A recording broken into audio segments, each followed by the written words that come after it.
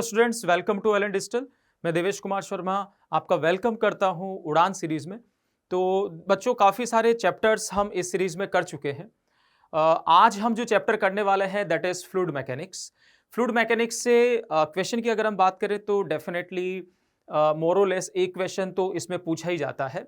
कुछ जैसे पिछले साल की बात करें या उससे पिछले साल की बात करें तो उतने ज़्यादा क्वेश्चंस फ्लूइड मैकेनिक्स से नहीं पूछे गए हैं, लेकिन फिर भी हम मान करके चलें कि एक क्वेश्चन तो डेफिनेटली फ्लूइड मैकेनिक्स से पूछा जाएगा।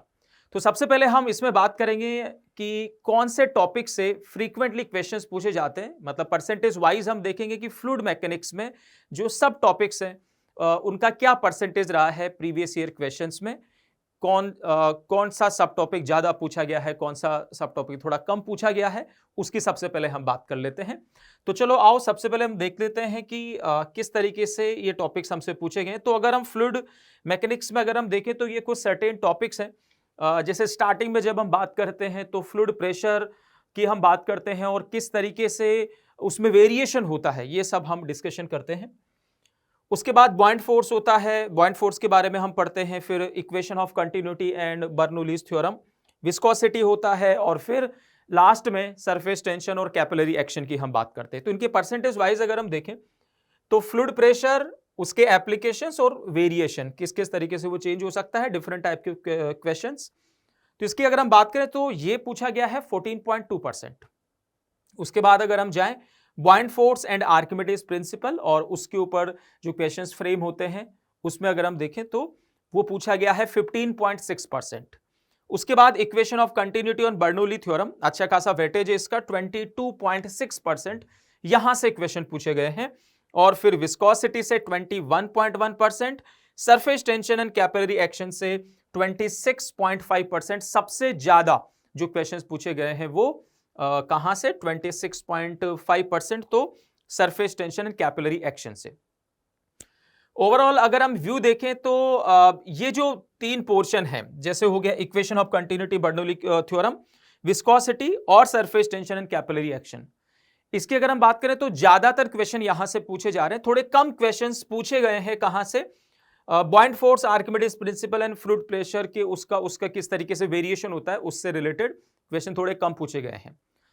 बेसिकली अगर हम बात करें तो जैसे पहला जो हमारा टॉपिक है fluid pressure, applications and variation in pressure, इसका यूज आ जाता है जब क्वेश्चन मान लो कि पूछा गया equation of continuity Bernoulli theorem पर, तो यहां पर थोड़ा उसका आइडिया अपने को होना चाहिए, तो वहां पर उसका यूज आ जाता है। तो प्योरली अगर इस टॉपिक के क्वेश्चंस की अगर हम बात करें तो वो 14.2% है, बट इनडायरेक्टली उसका इंफॉर्मेशन आपको होगा तभी आगे के ये टॉपिक जो है वो हम कर सकते हैं। तो ओवरऑल मतलब यहां पर टॉपिक वाइज अगर हम देखें तो ऐसा कुछ नहीं है कि कोई भी एक पर्टिकुलर टॉपिक अगर हम करके चले जाएं फ्लूइड मैकेनिक्स से तो हमारा काम बन जाएगा, ऐसा नहीं है। हमें फ्लूइड मैकेनिक्स में पूरा चैप्टर जो है वो पता होना चाहिए, उसमें किस तरीके से क्वेश्चन को सॉल्व किया जाता है, उसके कॉन्सेप्ट क्या है, ये अपने को पता होना चाहिए, तभी हम यहां से फ्लूइड मैकेनिक्स से क्वेश्चन को हम बना पाएंगे। तो चलो बिना देरी किए सीधे चलते हैं हम हमारे कुछ इंपॉर्टेंट क्वेश्चंस के ऊपर। किस तरीके से क्वेश्चंस यहां पर पूछे गए हैं, तो ये जितने भी कॉन्सेप्ट्स, डिफरेंट कॉन्सेप्ट्स पीवाईक्यूज में पूछे गए हैं उनको हम वन बाय वन करके क्वेश्चंस के थ्रू, पीवाईक्यूज के थ्रू उनको हम कवर करने वाले हैं। तो चलते हैं हम हमारे पहले क्वेश्चन की तरफ। सो this is our first question, और देखते हैं इसमें हमसे क्या पूछा जा रहा है। पहले क्वेश्चन पढ़ लेते हैं, उसको समझ लेते हैं, फिर किस तरीके से अप्रोच करेंगे इसकी बात हम करेंगे। So, an open glass tube is immersed in mercury in such a way that a length of 8 centimeter extends above the mercury level. The open end of the tube is then closed and sealed, and the tube is raised vertically up by additional 46 centimeter. What will be the length of air column above mercury in the tube now? Atmospheric pressure हमें कितना लेना है, 76 centimeter of mercury Hg, ये हमें consider करना है। तो किस तरीके से इस क्वेश्चन को हम अप्रोच करेंगे, तो जैसा पहले क्वेश्चन में बोला गया है उसके अकॉर्डिंग हम थोड़ा डायग्राम बना करके और इसको हम समझने की कोशिश करते हैं कि किस तरीके से इसको अप्रोच करें। तो इसके सॉल्यूशन की अगर हम बात करें तो सबसे पहला जो लाइन है वो हमसे क्या बोल रहा है कि यहां पर अगर हम बात करें तो इस तरीके से हम ये मरकरी यहां पर बना लेते हैं, इस तरीके से मरकरी हमने बनाया। अब इसमें एक ग्लास ट्यूब है, इस ग्लास ट्यूब को इस तरीके से इसमें इमर्स किया, ठीक है।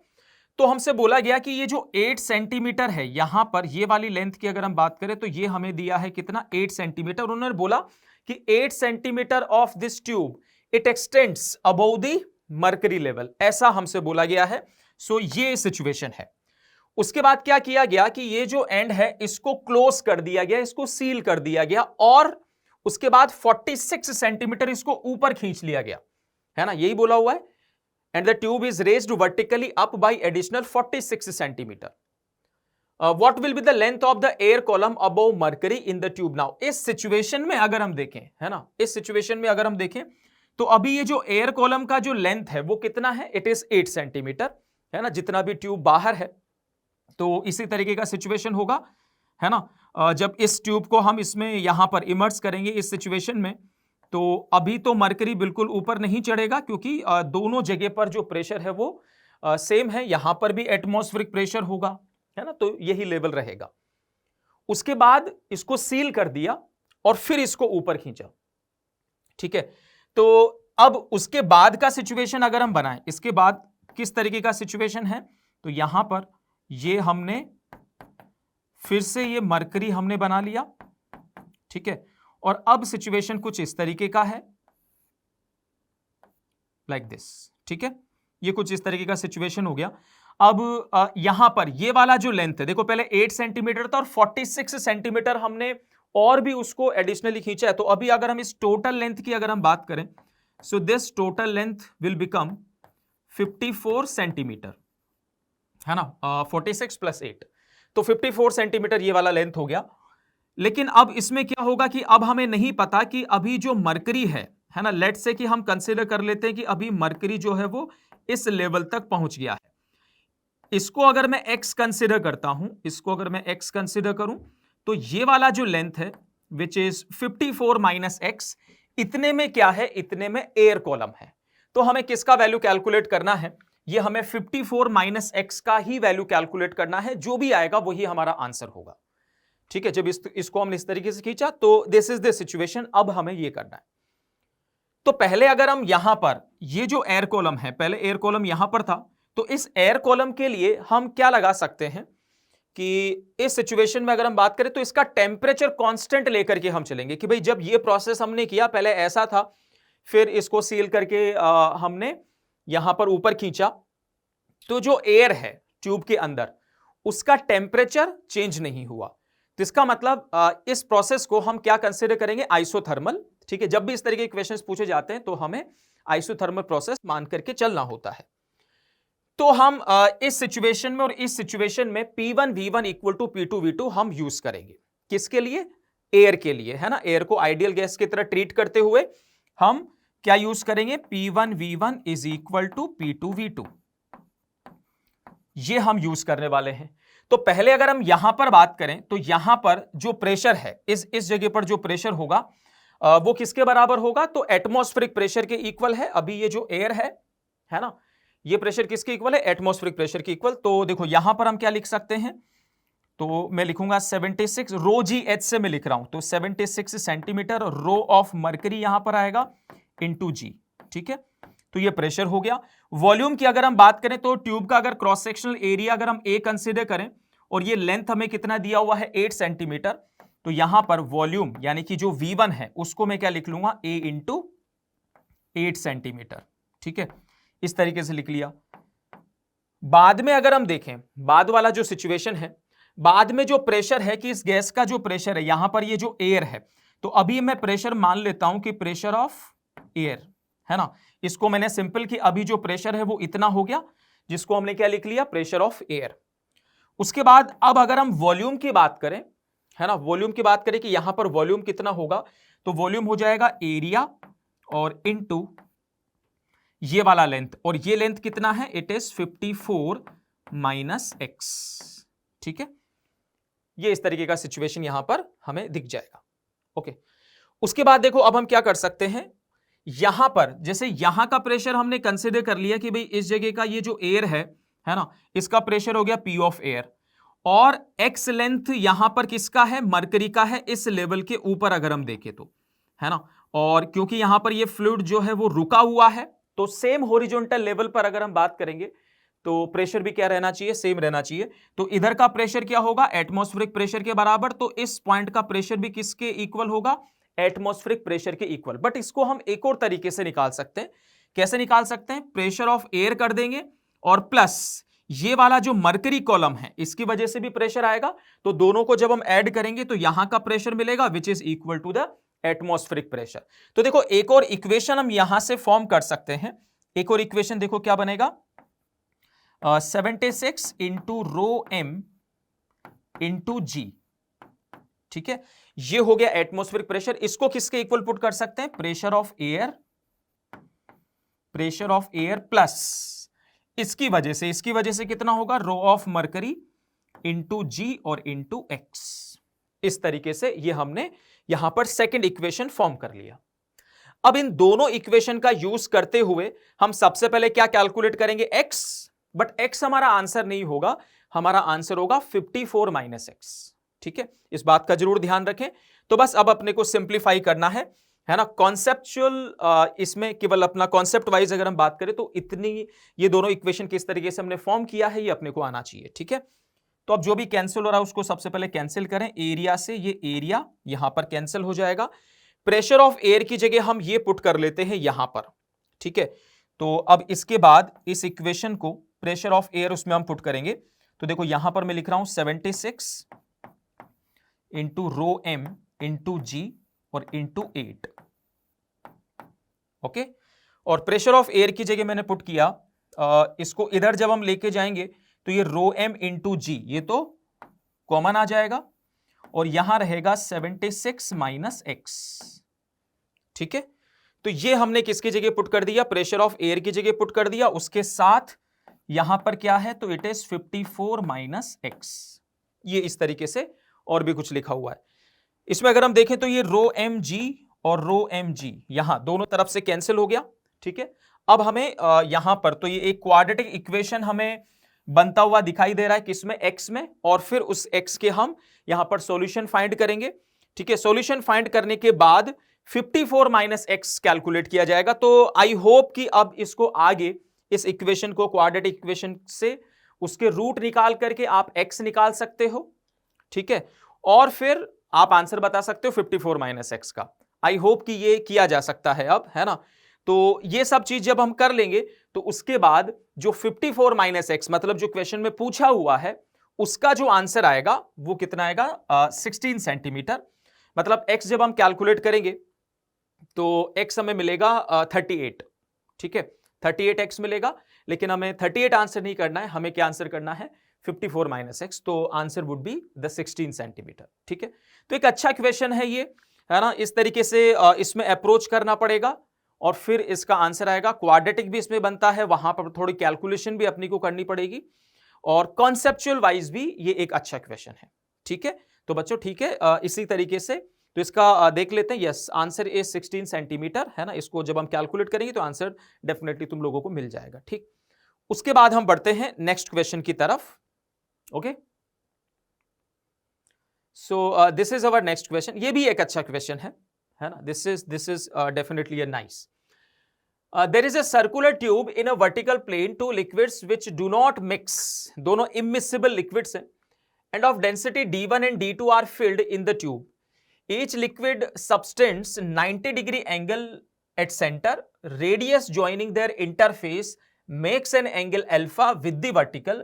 The ratio D1 upon D2 is. तो दोनों की डेंसिटीज का रेशियो, ये जो लिक्विड है इसका डेंसिटी हमें D1 दिया है, इसका D2 दिया है, ठीक है। तो यहां पर D1 अपॉन D2 हमें कैलकुलेट करना है। तो देखो बच्चों, इसको हम किस तरीके से अप्रोच करेंगे ये यहां पर हम देखते हैं, है ना। ये जो सर्कुलर ट्यूब है इसका रेडियस हम कंसीडर कर लेते हैं कैपिटल R, और इसको मैं थोड़ा इस तरीके से यहां पर बनाता हूं। सो this is the circular tube, और इसमें अगर हम बात करें तो ये हो गया इसका सेंटर, इसका रेडियस हमने R माना।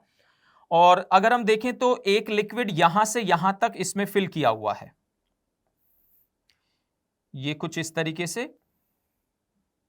है ना, और जो दूसरा लिक्विड है वो कुछ इस तरीके से फिल किया हुआ है। दोनों लिक्विड हमसे बोला हुआ है कि सेंटर पर 90 डिग्री एंगल फॉर्म करते हैं, मतलब ये भी एक क्वार्टर हो गया, ये भी एक क्वार्टर हो गया, यहां पर डेंसिटी D1 है, इधर डेंसिटी D2 है, कुछ इस तरीके से हमने ये बना लिया। तो बच्चों इसके लिए देखो हम क्या करेंगे कि ये जो यहां पर ये वाला जो पॉइंट है ना, मतलब मैं इस वाले पॉइंट की बात कर रहा हूं, यहां पर अगर इस डायग्राम में अगर हम देखें तो ये वाला जो पॉइंट है द लोवेस्ट पॉइंट है ना, इस पॉइंट पर हम प्रेशर कैलकुलेट कर लेते हैं। एक ही पॉइंट है तो वहां पर प्रेशर तो जो भी होगा है ना वो एक ही होगा। अब इस प्रेशर को हम इस तरफ से भी कैलकुलेट कर लेंगे, है ना, ये जो लिक्विड यहां पर फिल किया हुआ है, ठीक है, इसकी वजह से यहां पर कितना प्रेशर बन रहा है ना, एक तो इस तरफ से कैलकुलेट कर सकते हैं। सिमिलरली इस वाले पॉइंट का जो प्रेशर है वो इधर से भी हम कैलकुलेट कर सकते हैं, है ना, क्योंकि यहां पर ये लिक्विड अगर भरा हुआ है तो हमें पता है कि अगर लिक्विड कॉलम की वजह से एक प्रेशर एग्जर्ट होता है, राइट। तो यहां पर इस पॉइंट का प्रेशर हम दोनों तरफ से कैलकुलेट कर देंगे। अब क्योंकि पॉइंट एक ही है तो प्रेशर तो एक ही होगा, उन दोनों को हम इक्वल कर देंगे और फिर उससे हम जो भी हमसे पूछा गया है वो आंसर हम बता देंगे। सो दिस इज द प्रोसीजर कि हमें इसमें क्या करना है। अब जो हमसे बोला हुआ है कि इनका ये जो इंटरफेस है ना, देखो क्या बोला गया है, the radius joining there interface makes an angle alpha, है ना, तो ये इनका जो इंटरफेस है ये वर्टिकल के साथ कितना एंगल फॉर्म कर रहा है, तो ये अल्फा एंगल फॉर्म कर रहा है, मतलब ये एंगल हमें दिया हुआ है, दिस एंगल इज अल्फा। और ये हो गया radius, this is radius, this is radius, this is also radius, this is also radius, right. तो ये हमें आर दिया हुआ है। तो अब अगर हम बात करें कि ये जो लिक्विड है, ये लिक्विड के लिए अगर हम देखें तो ये लिक्विड का हाइट कितना है, वर्टिकली हाइट हमें देखना होता है ना। जो लिक्विड कॉलम की वजह से जो प्रेशर होता है वो रो जी एच होता है, H is the vertical height, तो वो हमें देखना होता है, राइट। तो मतलब हम ये देखेंगे कि इस पॉइंट के ऊपर ये वाला जो हाइट है ये कितना है, ठीक। तो यहां से अगर हम इस तरीके से ज्वाइन करते हैं तो इसका पतला सा ट्यूब हम कंसीडर करके चल रहे हैं। डायग्राम समझने के लिए हमने इसको बहुत मोटा सा यहां पर बनाया हुआ है, बट बहुत पतला सा है। तो यहां पर जो बीच वाला जो रेडियस है ना, या फिर हम बोल सकते हैं कि inner radius and the outer radius is almost equal, ठीक। या हम बोल सकते हैं कि इसका जो थिकनेस है वो रेडियस के कंपैरिजन में क्या है, बहुत कम है। तो मतलब यहां पर इसको जब यहां से ज्वाइन करेंगे तब भी हम आर मान सकते हैं, इसको यहां से ज्वाइन करेंगे तब भी हम आर कंसीडर कर सकते हैं, ओके। तो ये इस तरीके का सिचुएशन है। तो अब अगर हम यहां पर देखें तो ये अल्फा है, ये 90 माइनस अल्फा, तो ये अपना अल्फा हो जाएगा, ये है आर, तो ये बनेगा आर कॉस अल्फा, और ये बनेगा कितना, ये बनेगा आर साइन अल्फा। तो ये वाली हाइट हमें चाहिए, है ना, इस पॉइंट के रिस्पेक्ट में जो लिक्विड है वो कितनी हाइट तक है, तो यहां तक है। तो हाइट वाइज अगर हम देखेंगे तो ये हमारा बन रहा है, ठीक है। तो यहां पर इससे अगर मैं समझाऊं तो इस तरीके का ये सिचुएशन है कि लिक्विड यहां तक फिल किया हुआ है, तो हाइट वाइज अगर हम देखें इस पॉइंट के रिस्पेक्ट में तो ये हमारा हाइट हुआ। तो ये कितना हो जाएगा, तो दिस इज अल्फा, सो ये R cos alpha, this is R sine alpha. R में से आर साइन अल्फा घटा देंगे तो ये वाला हाइट में मिल जाएगा, ठीक है। तो इधर से जो प्रेशर हुआ उसको मैं क्या लिख सकता हूं, ठीक है। तो उसको अगर हम लिखें तो देखो हम लिखेंगे यहां पर प्रेशर जो है उसको हमने लिखा इधर का डेंसिटी यानी कि D1, ठीक है, और इंटू जी, और यहां पर ये हाइट की अगर हम बात करेंगे तो ये हो जाएगा कितना, R minus R sine alpha, ठीक है। तो ये प्रेशर हमने कैलकुलेट कर दिया है इस लोवेस्ट पॉइंट पर। कहां से, लेफ्ट साइड से अगर हम देखें तो लेफ्ट साइड से इतना प्रेशर बनेगा। उसके बाद यही प्रेशर अगर हम इस तरफ से भी अगर हम कैलकुलेट करना चाहते हैं तो सबसे पहले तो हम देखेंगे कि यहां पर ये जो D1 डेंसिटी का जो लिक्विड है वो कितनी हाइट तक है, तो यहां तक है। तो देखो इसको अगर हम देखेंगे तो ये इतनी हाइट तक है ना, ये वाला हाइट मुझे निकालना पड़ेगा, यहां तक ये लिक्विड है तो ये वाला हाइट निकालना पड़ेगा, दिस हाइट, राइट। सो यहां पर ये अल्फा दिया हुआ था तो ये कितना होगा, आर कॉस अल्फा, और आर में से आर कॉस अल्फा अगर हम सब्ट्रैक्ट करेंगे तो ये वाला हाइट मिल जाएगा। तो अब ये तो प्रेशर हो गया लेफ्ट साइड से, अब हम प्रेशर राइट साइड से कैलकुलेट कर रहे हैं तो उसको हम इसके इक्वल पुट कर सकते हैं, मैंने स्टार्टिंग में जैसे बताया था, ठीक है। तो बताओ यहां से कितना हो जाएगा, तो ये है D1 इंटू जी, और आर कॉमन ले सकते हो तो ये बनेगा 1 माइनस कॉस अल्फा, ठीक है। ये एक तो ये वाला चीज हो गया। अब उसके बाद यहां पर राइट साइड में अगर हम देखें तो ये वाला D2 डेंसिटी वाला लिक्विड भी तो फिल किया हुआ है, ठीक है। तो यहां तक तो हम पहुंच चुके हैं, ठीक है, इस पॉइंट तक हम पहुंच चुके हैं। अब इस पॉइंट के रिस्पेक्ट में ये कितना हाइट है ये हमें कैलकुलेट करना पड़ेगा, ठीक है। तो इसके लिए देखो हमने क्या किया, यहां से एक और लाइन इस तरीके से हमने बना लिया, दी हॉरिजॉन्टल, ठीक है। तो एक तो ये वाला जो हाइट है, ये वाला हाइट देखो कितना बनेगा, ये अल्फा है, this angle is alpha, okay. और इसके बाद यहां पर ये वाला जो टोटल एंगल है इट इज 90 डिग्री, है ना। और फिर वर्टिकल से अगर हम देखेंगे तो इस सिचुएशन में ये अल्फा हो गया, तो ये 90 माइनस अल्फा, और ये कितना हो जाएगा, ये एंगल हो जाएगा अल्फा। तो देखो ये आर कॉस अल्फा और ये आर साइन अल्फा, इसका मतलब ये वाला जो हाइट है, ये वाला हाइट कितना हो जाएगा, आर साइन अल्फा। तो बताओ उसकी वजह से प्रेशर कितना आएगा, तो ये आया D2 into g into R sine alpha, okay, यहां तक का हाइट। फिर ये वाला हाइट हमें और देखना है, दिस हाइट।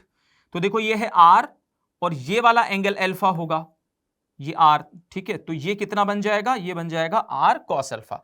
तो इसकी वजह से आएगा plus D2 g into R cos alpha, okay. ये इक्वेशन है और इस इक्वेशन को सिंप्लीफाई करना है अब अपने को, और वहां से D1 अपॉन D2 का वैल्यू कैलकुलेट करके बताना है। तो ये जो D1 वाला जो टर्म है इसको पहले लेफ्ट साइड में लेकर के आते हैं, D2 वाले को राइट साइड में ही रहने देते हैं, और सबसे पहले जो भी कैंसिल हो रहा है उसको कैंसिल कर देते हैं। तो यहां से भी R कॉमन आ जाएगा, तो ये GR पूरा कैंसिल हो जाएगा। तो यहां पर जो बचा वो बचेगा D1, अंदर मल्टीप्लाई भी कर देते हैं, सो D1 minus D1 sine alpha, और इस वाले टर्म को लेफ्ट साइड में लेकर के मैं आया तो यहां पर बनेगा माइनस D1 और plus D1 cos alpha, which is equal to, यहां से हम D2 कॉमन ले सकते हैं, तो यहां पर बनेगा sign alpha plus cos alpha. ये इक्वेशन आ गया। D1 से ये D1 कैंसिल हो गया, और D1 इसमें से जब हम कॉमन लेंगे तो D1 कॉमन लेकर के D2 को इधर हम डिवाइड कर देते हैं, तो D1 बाई D2 जो हमें दिख रहा है it is sine alpha plus cos alpha whole divide by cos alpha minus sine alpha, ये कुछ इस तरीके से। अब इस इक्वेशन में हम क्या कर सकते हैं, न्यूमरेटर और डिनोमिनेटर दोनों में से कॉस अल्फा हम कॉमन ले लेंगे। तो जब हम कॉस अल्फा कॉमन लेंगे तो यहां बन जाएगा टेन अल्फा प्लस 1, और यहां पर बन जाएगा 1 माइनस टेन अल्फा, यानी कि 1 plus tan alpha upon 1 minus tan alpha. इस तरीके से हमें D1 अपॉन D2 दिखाई देगा, ओके। तो ऐसा हमें किस ऑप्शन में दिखाई दे रहा है, तो ये हमें दिखाई दे रहा है ऑप्शन नंबर 1 में। तो इस क्वेश्चन का जो आंसर होने वाला है दैट इज ऑप्शन नंबर 1। तो यहां पर भी हमें कुछ अलग सोचना है इस क्वेश्चन में भी, और फिर ये अपना क्वेश्चन सॉल्व होगा। इस तरीके से इसमें कैलकुलेशन है। आई होप कि this question is clear to you, ठीक है बच्चों। तो इसी के साथ हम देखते हैं नेक्स्ट क्वेश्चन में हमसे क्या पूछा जा रहा है।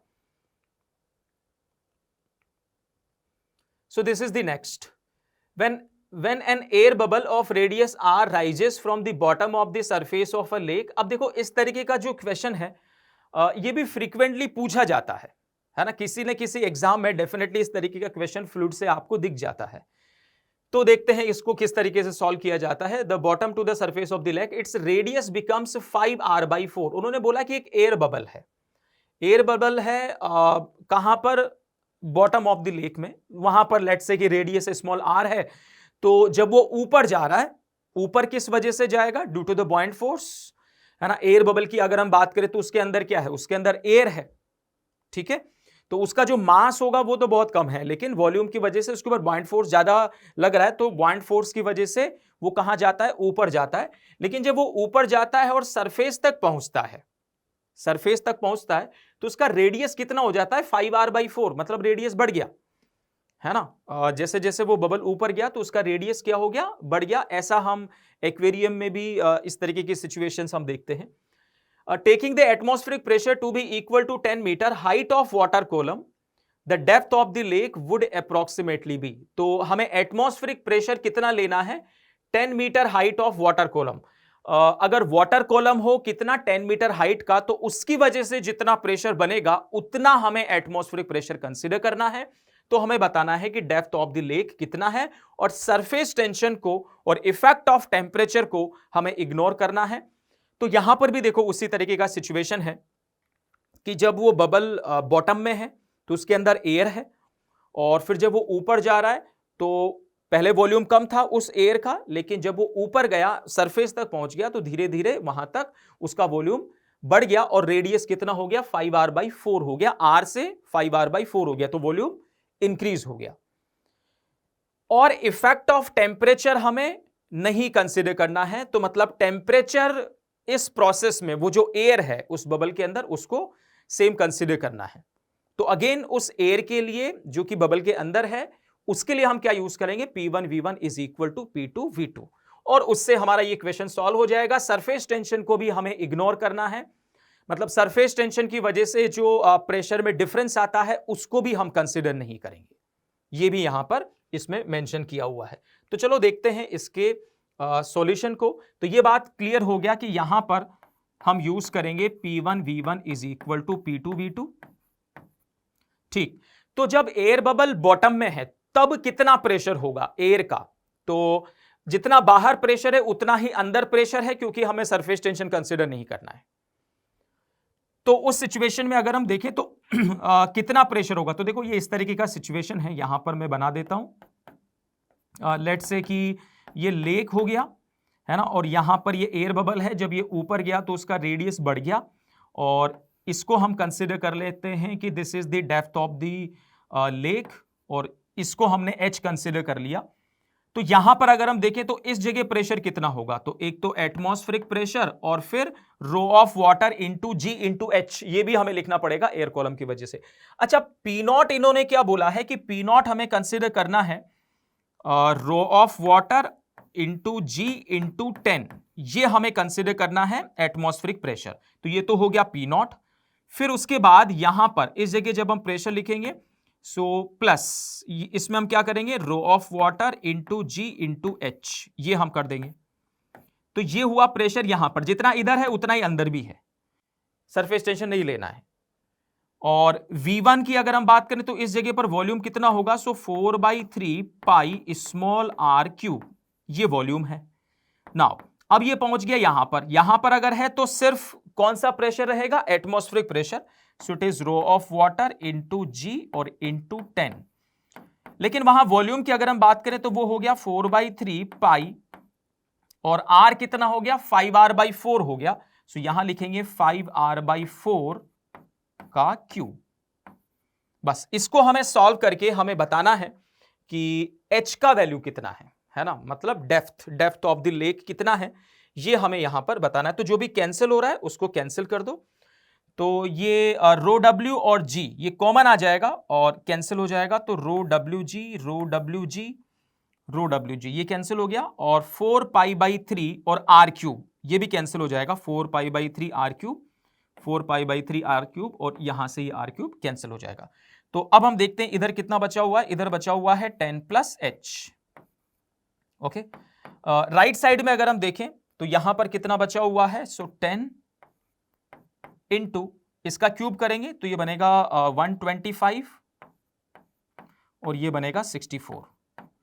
तो h अगर हम सॉल्व करें यहां से तो h हमारे पास ये तो कॉमन आ जाएगा, 10 तो कॉमन आ जाएगा, और 125/64 -1 ये आएगा, तो ऊपर बनेगा 125 - 64 और अपॉन 64। इस तरीके से ये सिचुएशन हमें दिखेगा। तो इसको अगर हम सॉल्व करें फर्दर, सो 125 - 64 इसको फिर से हम कर लेते हैं, तो ये बनेगा 61/64 और इंटू 10, मतलब 10 से स्लाइटली कम आंसर।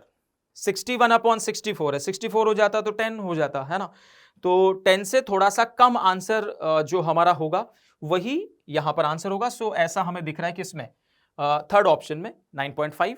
ठीक है, तो 9.5 हमारा क्या हो जाएगा आंसर। तो इस पर्टिकुलर क्वेश्चन में जो डेप्थ है वो डेप्थ आएगा 9.5 मीटर। आई होप कि सिचुएशन इज क्लियर। तो अब जब भी इस तरीके का क्वेश्चन आए तो ये डेफिनेटली सबसे बनना चाहिए। तो चलो बच्चों, इसी के साथ यस आंसर इज 3। इसी के साथ देखते हैं हम next question. So this is the next. इसमें देखो क्या है, small soap bubble of radius 4 centimetre is trapped inside another bubble of radius. अब इस क्वेश्चन में अगर हम देखें तो थोड़ा सा सरफेस टेंशन से ये रिलेटेड अपना क्वेश्चन है, तो सरफेस टेंशन के भी कुछ कॉन्सेप्ट को हम यहां पर क्लियर कर लेते हैं। Small soap bubble of radius 4 centimetre is trapped inside another bubble of radius 6 centimetre without any contact. Let P2 be the pressure inside the inner bubble and P0 the pressure outside the outer bubble. The radius of another bubble with pressure difference P2 minus P0 between its inside and outside would be. तो क्या पहले question में बोलना चाह रहे हैं, पहले उसको हम बना लेते हैं, इसको समझते हैं पूरा। तो यहां पर हमसे बोला गया है कि एक सोप बबल है जिसका रेडियस 4 सेंटीमीटर है, जो ज्यादा रेडियस है वो 6 सेंटीमीटर, तो उसको 6 सेंटीमीटर का मान लेते हैं। इसके अंदर अगर हम बात करें तो एक और बबल है जिसका रेडियस 4 सेंटीमीटर है, तो ये है 4 सेंटीमीटर और ये कितना है, ये है 6 सेंटीमीटर। दोनों ही सोप बबल हैं। सोप सॉल्यूशन का जो भी सरफेस टेंशन होना है वो सेम ही होगा। ये भी सोप बबल है, ये भी सोप बबल है, तो मतलब सरफेस टेंशन दोनों सिचुएशन में, दोनों बबल की सिचुएशन में वो हमें सेम कंसीडर करना है। अच्छा, और क्या दिया हुआ है कि जो P2 प्रेशर है वो इनसाइड द इनर बबल, यानी कि यहां पर प्रेशर है P2 और यहां पर प्रेशर है P0। ये इस तरीके का और सिचुएशन हमें दे दिया। तो अभी सबसे पहले अगर मैं ये कंसीडर करूं कि लेट्स से कि यहां पर जो प्रेशर है वो P है, तो हमें पता है कि अगर हम सोप बबल की अगर हम बात करें, सोप बबल की अगर हम बात करें तो उस सिचुएशन में जो प्रेशर डिफरेंस होता है उसके अंदर का प्रेशर माइनस उसके बाहर का प्रेशर, वो होता है 40 डिवाइड बाई आर। आर हो गया उसका रेडियस। सोप बबल के केस में अंदर भी एयर है, बाहर भी एयर है, तो इस सिचुएशन में अगर हम देखें तो जो अंदर प्रेशर होगा और जो बाहर प्रेशर होगा बबल के, मतलब मैं इस तरीके की बात कर रहा हूं, ठीक है। लेट्स से कि दिस इज सोप बबल, अंदर भी एयर बाहर भी एयर, इस तरीके का केस है ये। और इस सिचुएशन में अगर हम देखें तो यहां पर लेट्स से कि मैंने प्रेशर माना P इन और यहां प्रेशर माना P आउट, तो मैं बोलना चाह रहा हूं कि P इन माइनस P आउट ये जो होगा ये होगा 4T divide by R। R is the radius of this bubble, तो इसका हम यूज करेंगे। तो अगर ये सिचुएशन में ये जो आउटर बबल है इसके लिए अगर मैं लिखूं तो मैं लिखूंगा P minus P naught, P minus P naught is equal to 4T divide by R यानी कि 6। यही सिचुएशन अगर मैं इनर वाले के लिए अगर मैं लिखूं तो मैं लिखूंगा P2 minus P which is equal to 4T divide by 4। तो इन दोनों इक्वेशन को अगर मैं ऐड कर देता हूं तो इससे मुझे मिलेगा P2 minus P naught is equal to 4T, तो कॉमन आ जाएगा, यहां पर आएगा 1/6 प्लस 1/4। अब देखो हमसे क्या बोला गया है, the radius of another bubble with pressure difference P2 minus P not between its inside and outside would be. तो अगर कोई एक यहां पर एक बबल कंसिडर किया जाए, वही सोप सॉल्यूशन का सोप बबल अगर कंसिडर किया जाए, तो वहां पर इनसाइड और आउटसाइड में जो प्रेशर डिफरेंस है वो P2 माइनस P नॉट के बराबर है, तो बताओ कि उसका रेडियस कितना होगा। तो P इन माइनस P आउट, इसके लिए हमें दे दिया गया है कि P2 माइनस P नॉट के इक्वल है, मतलब इसके इक्वल है, इस वाली चीज के इक्वल है।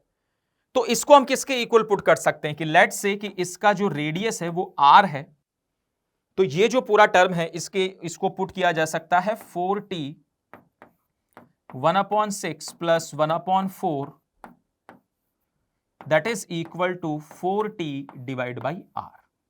तो 40 तो कैंसिल हो जाएगा, इसको हम सिंप्लीफाई कर लेते हैं, वहां से हम आंसर कैलकुलेट करके बता देंगे। तो एलसीएम अगर हम लेंगे तो ये 24 आएगा, ऊपर 10 आएगा, फिर उसका जब हम रेसिप्रोकल लेंगे तो वहां से सीधा सीधा हमें दिख रहा है कि R कितना आएगा 2.4 centimetre. So this would be the answer for this question, यानी कि कौन सा ऑप्शन सही होगा, तो ऑप्शन नंबर 3। ठीक है, सो दिस इज द अप्रोच। तो यहां पर हमें पता चला कि जो सोप बबल की अगर हम बात करें तो जो प्रेशर डिफरेंस होता है अंदर और बाहर, ठीक है, वो कितना होता है 40 डिवाइड बाई आर। इसको हम एक्सेस प्रेशर भी बोलते हैं कि अंदर कितना प्रेशर ज्यादा होता है बाहर से, तो हम बोलेंगे 40 डिवाइड बाई आर। ठीक है, तो चलो इस क्वेश्चन का जो हमारा आंसर बनेगा दैट इज ऑप्शन नंबर 3। तो चलो इसी के साथ हम बढ़ते हैं नेक्स्ट क्वेश्चन की तरफ। So this is the next question. Water flows into a large tank with flat bottom at the rate of 10 raised to the power minus 4 meter cube per second. Water is also leaking out of a hole of area 1 centimeter square at its bottom. If the height of the water in the tank remains steady, then this height is. तो देखो यहां पर जो situation है, हमसे क्या बोला जा रहा है कि एक टैंक है, टैंक के नीचे होल है, पानी भी उसमें भरते जा रहे हैं, लेकिन वो जो होल है वहां से पानी बाहर भी निकलता जा रहा है। तो होगा क्या कि स्टार्टिंग में हाइट उसका बढ़ेगा और फिर एक पर्टिकुलर हाइट आकर के वो हाइट क्या हो जाएगा, फिक्स हो जाएगा, कांस्टेंट हो जाएगा। उसके बाद ना तो हाइट बढ़ेगा और ना ही वो घटेगा, वो पर्टिकुलर हाइट वो हो जाएगा। तो हमसे पूछा जा रहा है कि बताओ वो हाइट कितना है। तो बताओ इसके लिए हम क्या कर सकते हैं। इसके लिए हम कर सकते हैं कि भाई जितना लिक्विड या जितना वाटर उस टैंक के अंदर हम फिल कर रहे हैं पर सेकेंड, उतना ही पर सेकेंड अगर बाहर निकल जाए तो अब हाइट उतना ही रहेगा, ना घटेगा ना बढ़ेगा। तो ये सिचुएशन यहां पर हमें लगाना है। तो देखो इस क्वेश्चन को हम किस तरीके से सॉल्व कर सकते हैं। तो मुझे बताओ कि पर सेकेंड कितना वॉल्यूम उस टैंक के अंदर आ रहा है। तो लिखा हुआ है 10 रेज़ टू द पावर -4 पर सेकेंड, इतना वॉल्यूम अंदर आ रहा है। और जो लीक होगा वो लीक कितना होगा, तो ये चीज आपको पता होनी चाहिए कि लेट्स से कि इस तरीके से हमारे पास ये टैंक है और इसमें हमने क्या किया कि यहां पर लेट्स से कि इस तरीके से ये होल है ना, और इसमें अगर मान लो कि h हाइट तक हमने ये लिक्विड फिल किया हुआ है, तो यहां से जो लिक्विड बाहर आएगा उसका जो स्पीड होगा वो कितना होगा, √2gh होगा, considering that the area of the tank is very large compared to the area of the hole. तो उस सिचुएशन में जो जिस स्पीड से ये बाहर आएगा दैट इज √2gh। तो यहां पर वही चीज हमें यहां पर कंसिडर करना है। ठीक है, तो चलो इसको हम पुट कर देते हैं। तो अगर इतनी स्पीड से वो बाहर आ रहा है और जो होल है उसका एरिया हमें दिया हुआ है, तो पर सेकेंड अगर हम बात करेंगे तो कितना वॉल्यूम बाहर आएगा, तो क्या इस v को इस एरिया से मल्टीप्लाई कर दिया जाए, है ना। पर सेकेंड कितना लेंथ का लिक्विड बाहर आया वो यहां से हमें मिल गया, और एरिया वो हमें दिया हुआ है, तो पर सेकेंड कितना वॉल्यूम आया बाहर वो हमें मिल गया। तो इन दोनों को मल्टीप्लाई कर देते हैं और यहां पर इसके इक्वल इसको पुट कर देते हैं। तो 1 सेंटीमीटर स्क्वायर ये हमें दिया हुआ है मीटर क्यूब में, तो इसको भी हम किस में कन्वर्ट कर लेते हैं, क्योंकि आंसर से सेंटीमीटर में है तो इसको हम किस में करते हैं, इसको हम सेंटीमीटर में कन्वर्ट कर लेते हैं। तो मीटर क्यूब है तो यहां पर हमें लिखना पड़ेगा 10 रेज़ टू द पावर 6। ये हमने मल्टीप्लाई कर दिया तो ये सेंटीमीटर क्यूब पर सेकंड में हो गया। ऑलराइट, अब इसको इधर अगर हम देखें तो ये हो जाएगा 1 सेंटीमीटर स्क्वायर यानी कि 1, और इसको यहां लिखेंगे square root of 2gh। Alright, तो यहां से हमें h कैलकुलेट करके बताना है। तो अब दोनों तरफ स्क्वायर किया तो ये हो गया 10 रेज़ टू द पावर 4, और इधर आ जाएगा 2। g का वैल्यू हम यहां पर पुट कर लेंगे, 10 पुट करेंगे, लेकिन वो मीटर पर सेकंड में होता है, इस वजह से इसको हम 1000 पुट करते हैं, तो सेंटीमीटर पर सेकंड में इस तरीके से ये होगा, और ये हो गया h। तो यहां से h अगर हम कैलकुलेट करें तो ये हमारा कितना बन जाएगा,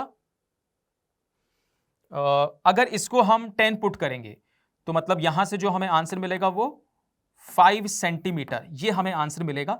लेकिन अगर इसको हम 9.8 पुट करेंगे, है ना, हालांकि क्वेश्चन में बोला नहीं है तो फिर हमें 9.8 लेकर के चलना चाहिए इसको। तो अगर 9.8 अगर हम पुट करेंगे तो 980 हो जाएगा। यहां पर क्या पुट करेंगे, 980। ठीक है, तो फिर इधर जब हम 10,000 डिवाइड बाई 980 और मल्टीप्लाइड बाई 2 जब हम ये करेंगे तो वो 5.1 थोड़ा सा ज्यादा आ जाएगा ना, 5 सेंटीमीटर से थोड़ा सा ज्यादा आ जाएगा। इस वजह से जो हमारा सही आंसर होगा इस क्वेश्चन का वो होगा option number 4। I hope this is clear किस तरीके से इस क्वेश्चन में हमें अप्रोच करना है। ठीक है, कुछ देर के बाद इस तरीके से हमने पानी भरना स्टार्ट किया, तो स्टार्टिंग में तो कम स्पीड रहेगा क्योंकि हाइट कम है तो कम स्पीड रहेगा, राइट।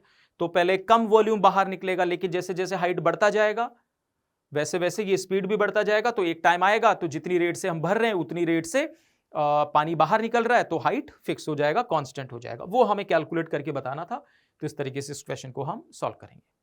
ओके, तो चलो बढ़ते हैं नेक्स्ट क्वेश्चन की तरफ। Answer is 4। A liquid of density rho is coming out of the hose pipe of radius A with horizontal speed V and hits a mesh. Mesh मतलब एक तरीके से हम वायर्स का जाल टाइप हम कंसिडर कर सकते हैं।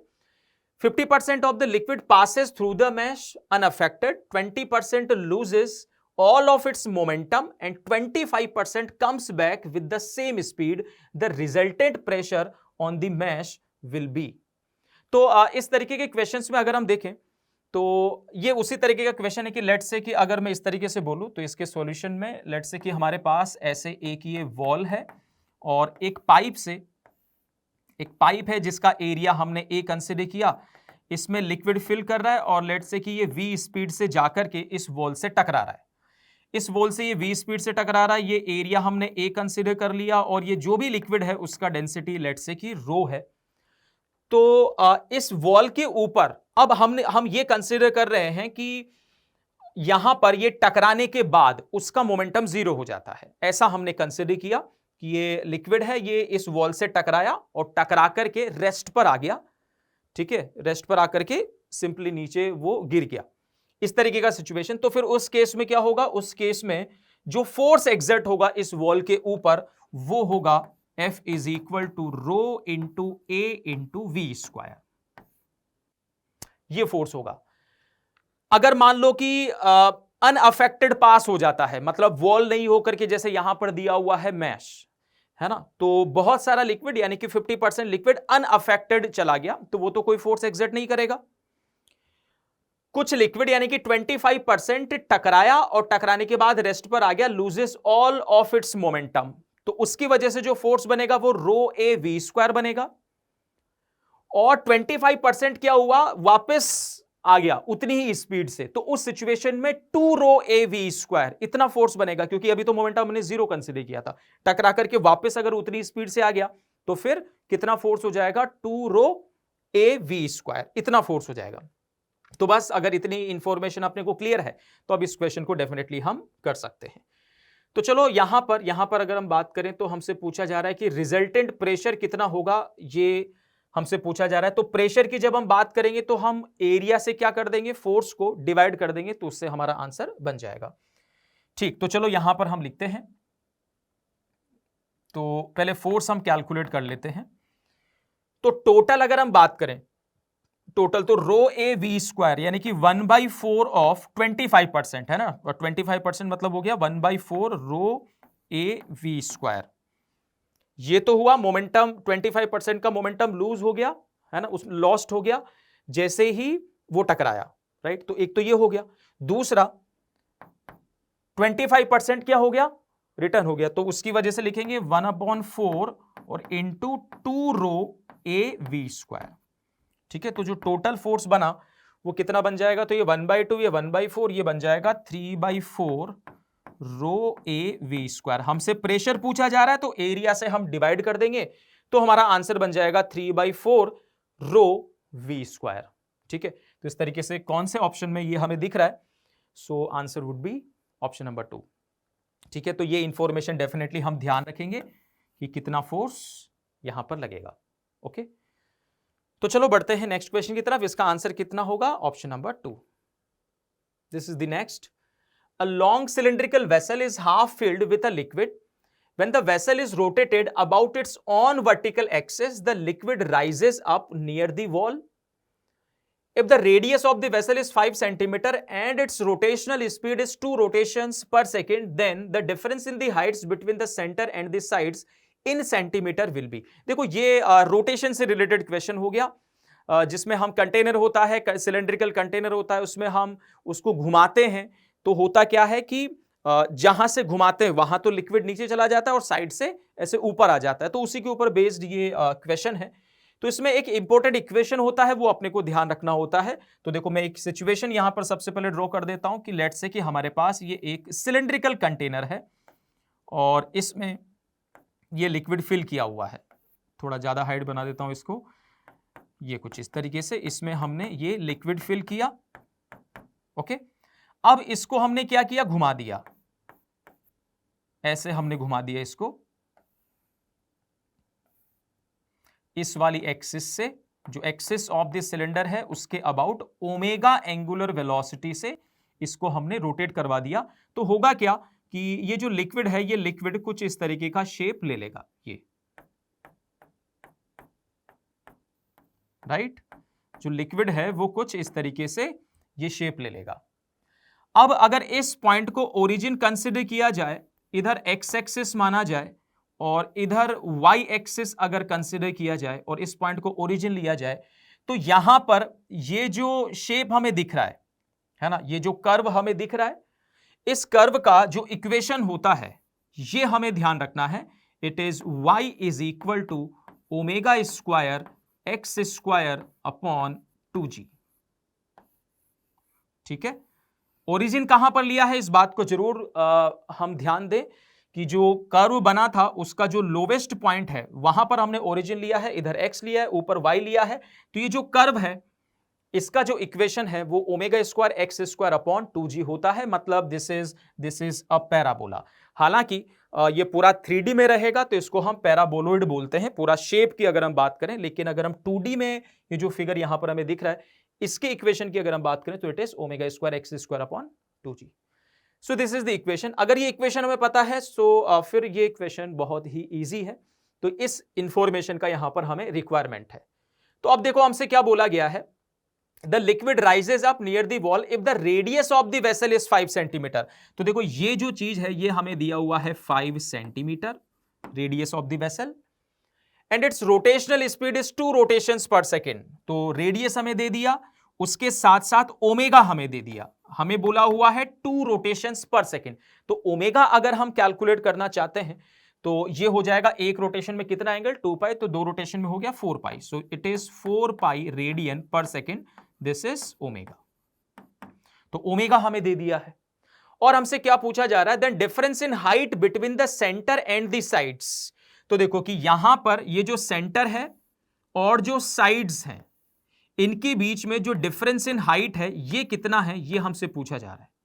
तो अगर हम ये इक्वेशन हो गया इस कर्व का, और इसमें इस वाले पॉइंट की अगर हम बात करें तो इसका जो y कोऑर्डिनेट है, इस वाले पॉइंट का y कोऑर्डिनेट कितना है h, और x कोऑर्डिनेट किसके इक्वल है, x कोऑर्डिनेट इस रेडियस के इक्वल है।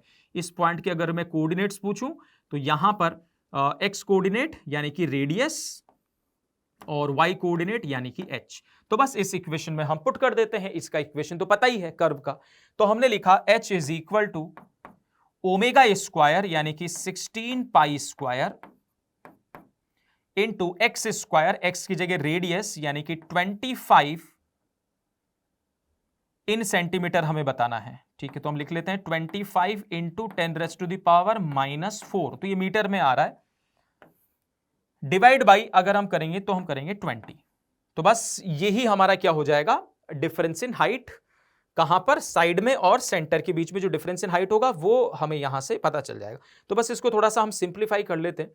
ऐसा करते हैं कि अप्रोक्सीमेट अगर हम देखना चाहें तो पाई स्क्वायर को अगर मैं 10 के इक्वल कंसिडर करूं तो ये 10 और ये 0 हमने यहां से कैंसिल कर दिया, फिर ये 2 से ये 8 टाइम्स कैंसिल हो जाएगा और ये बन जाएगा हमारा कितना 200। सो 200 इंटू 10⁻⁻⁴। ये हमें मिलेगा किसमें, मीटर में। अगर हमें सेंटीमीटर में कैलकुलेट करना है तो सिंपल हमें मिल जाएगा 2 सेंटीमीटर।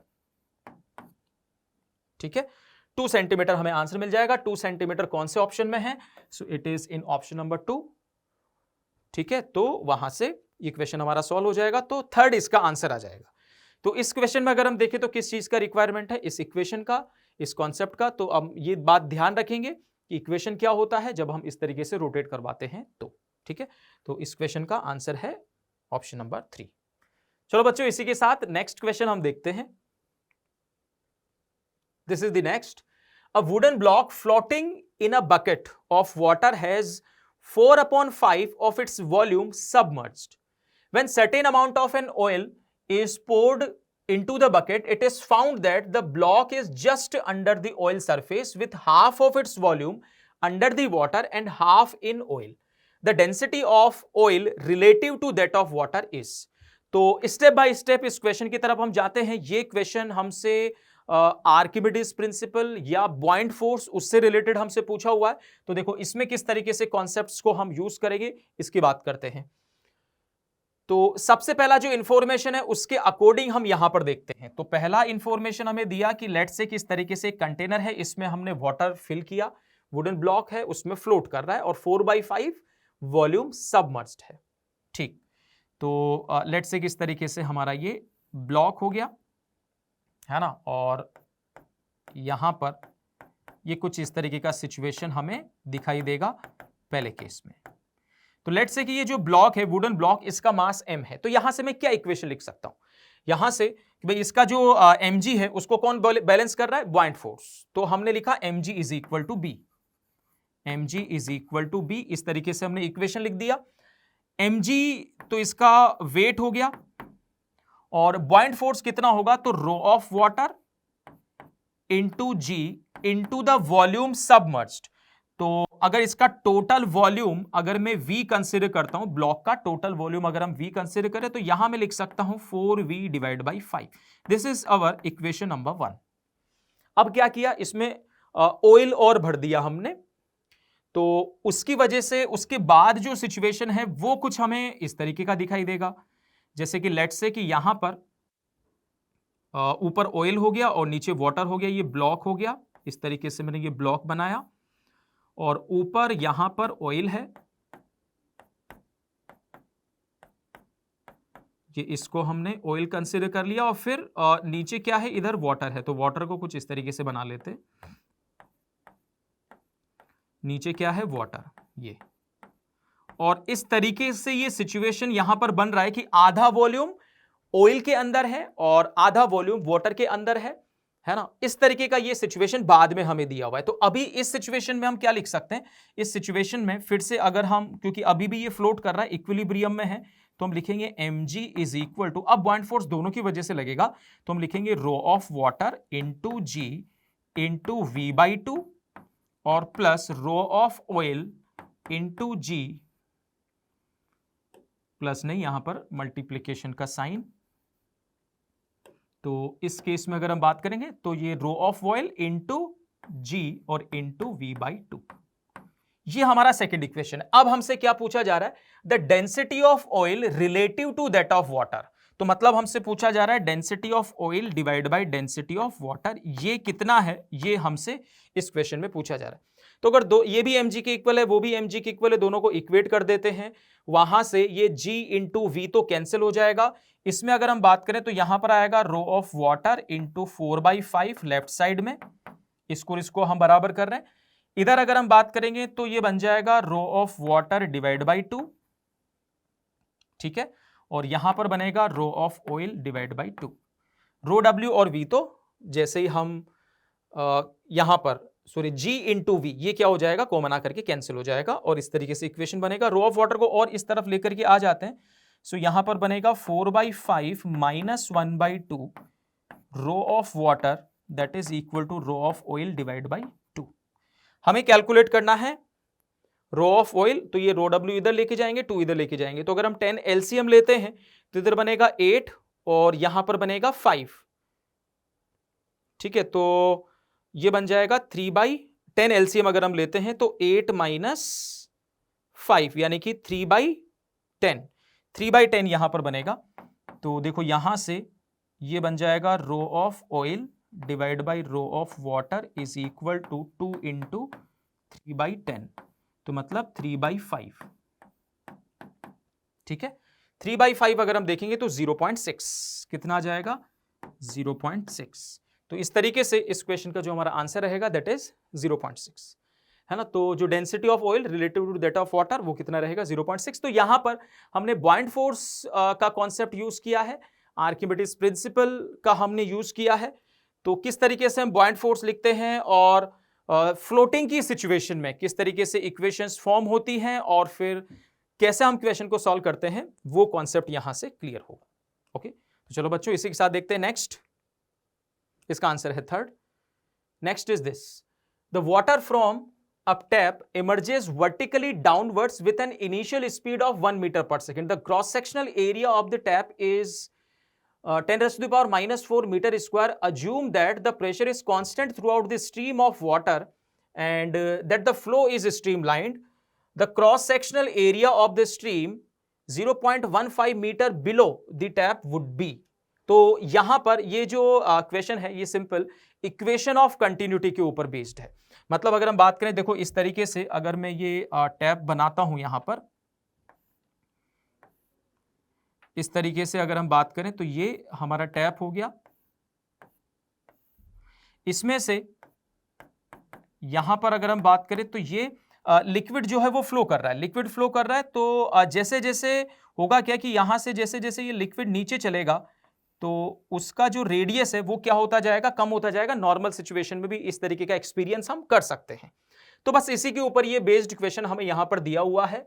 तो हमें क्या बताना है, तो कि जब ये यहां से निकला, यहां से जब लिक्विड निकला तो स्पीड कितना है 1 मीटर पर सेकेंड, ये इन्होंने बोला. फिर और क्रॉस सेक्शनल एरिया कितना है यहां का क्रॉस सेक्शनल एरिया है 10 raised to the power minus 4 metre square. Assume that the pressure is constant throughout the stream, और ये स्ट्रीम लाइन है, स्ट्रीम लाइन के लिए हम इक्वेशन ऑफ कंटिन्यूटी लगाते हैं. Cross sectional area of the stream 0.15 metre below. तो let's say कि यहां पर ये यहां से और ये वाला जो हाइट है इसको हमने माना 0.15 मीटर. तो कि बताओ below the tap would B क्या, द क्रॉस सेक्शनल एरिया. तो यहां पर क्रॉस सेक्शनल एरिया कितना होगा ये हमसे पूछा गया है. तो सिंपल ये इक्वेशन ऑफ कंटिन्यूटी के ऊपर बेस्ड है. इक्वेशन ऑफ कंटिन्यूटी होता है a1v1 is equal to a2v2. a1v1 is equal to a2v2. This is the equation of continuity. इस जगह पर अगर हम बात करें तो एरिया हमें दिया है 10 raised to the power minus 4 और स्पीड दिया है 1 यहां पर. अब a2 हमें निकालना है, लेकिन उसके लिए हमें v2 कैलकुलेट करना पड़ेगा. तो v2 सिंपल हम कैलकुलेट कर सकते हैं कि यहां पर स्पीड है 1 मीटर पर सेकेंड. तो 0.15 मीटर नीचे आने के बाद इसका स्पीड कितना हो जाएगा वो हम directly the third equation of motion से निकाल सकते हैं. v is equal to square root of u square plus 2gh. यहां से वो स्पीड निकाल सकते हैं. तो देखो ये हो जाएगा 1 प्लस 2 इंटू 10 और इंटू हाइट इज 0.15. ये हमने पुट किया तो ये बन जाएगा 3 + 1 4 हो गया और ये बन जाएगा 2 मीटर पर सेकेंड.